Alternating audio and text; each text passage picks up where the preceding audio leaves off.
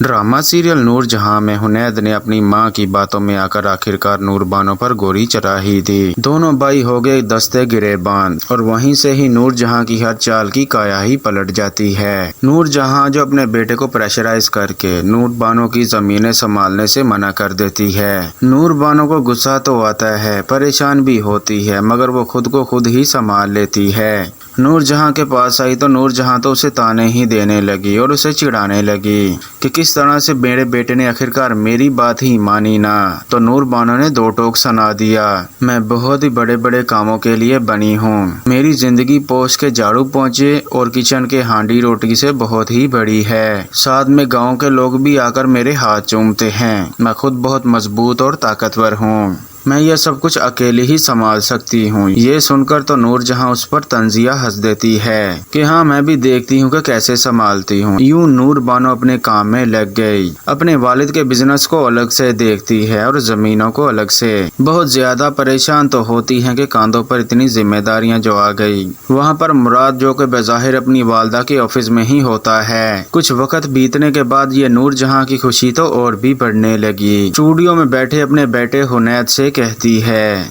गुरूर में थी मुख्तार शाह की बेटी, कल की आई बच्ची मुझे क्या समझने लग गई थी। नूर जहां से उसके मुराद को छीन लेना क्या इतना आसान था। मेरे तीनों बेटे तो हर वक्त मेरे इशारे के ही मुंतजिर बैठे हैं। नूर बानो अब अकेली जमीनें संभालेगी ना तो दिन में इसे तारे नजर आएंगे। उसी वक्त मुख्तार शाह का जिक्र भी आ जाता है। हुनैद इसी के बारे में कहता है और हत्ता के गलत इसने ही किया है। जब मुख्तार शाह मरते दम तक अगर दुश्मनी पूरी कर सकता है तो हम पीछे क्यों हटें। उस जमीनों को मैंने बंजर ना बना दिया तो मेरा नाम भी हुनैद शाह नहीं। गुंडों की ये फौज भेज देता है नूर बानो की जमीनों पर और उसी वक्त खुद भी साथ ही चला आया। नूर बानो वहाँ जमीनों पर जल्दी जल्दी आती है। नूर बानो को हुनैद ब्लैकमेल करता है, चुपचाप ये जमीनें हमारे नाम कर दो। देखते ही देखते तकरार बढ़ने लगी। हुनैद को नूर बानो पर गुस्सा आने लगा और उसी वक्त वो नूर बानो पर गोली चला देता है। नूर बानो को तवक्को नहीं थी कि हुनैद ऐसा करेगा। गोली लगी तो वो चौंक गई। नूर बानो जिसे गोली छूकर चली जाती है और मजीद उसका बादू जख्मी हो गया।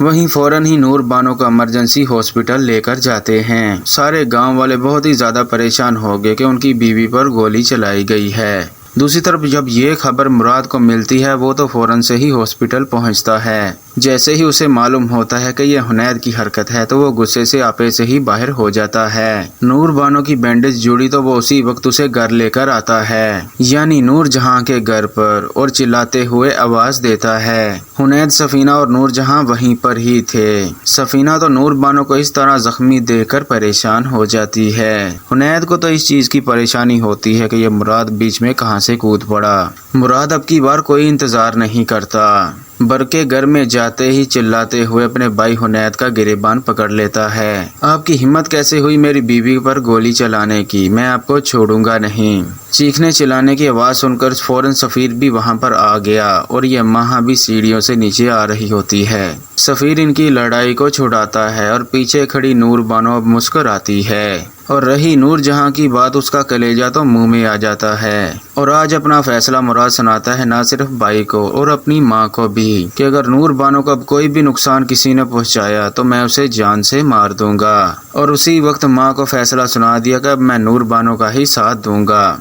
और उसी वक्त नूर बानो का हाथ पकड़ता है तो उसे वहाँ से लेकर उसी के घर ही चला गया।